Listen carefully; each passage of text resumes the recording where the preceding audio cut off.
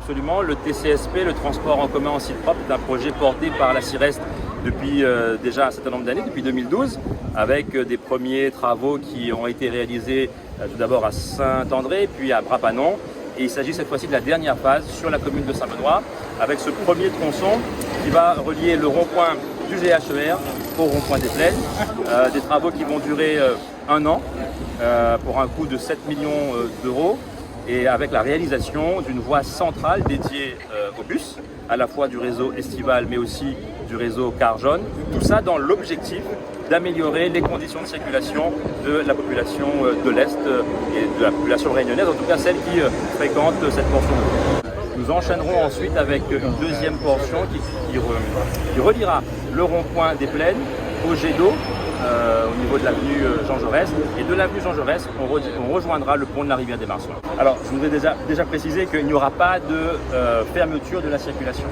Donc, on a vu effectivement avec les entreprises qui vont réaliser ces travaux pour qu'il y ait le moins de gêne possible occasionné aux usagers de cette route. Et donc, pas de fermeture. Circulation certainement en alternat ou aussi des déviations qui seront mises en place, notamment par Bracanote ou par Brafus. Aujourd'hui, dans une démarche plus globale, ce projet de TCSP va venir se coupler avec le projet de prolongement de la RN2, donc du giratoire du Bordier au rond-point des Plaines. Et ce projet, nous le portons car il va apporter une vraie solution pour la ville de Saint-Benoît afin de diminuer la circulation de transit qui se fait au centre-ville et là aussi en concourant avec l'ensemble des projets TCSP que porte la mairie de Saint-Benoît et la CIRES, avoir une vraie synergie de mobilité dans l'Est. Je rejoins monsieur le vice-président de la région tout à l'heure pour dire que ce type de travaux structurants sont essentiels pour le développement de notre territoire. Pas simplement de Saint-Benoît, il s'agit véritablement de l'ensemble des communes de la CIREST qui ont besoin de ce type d'équipement public.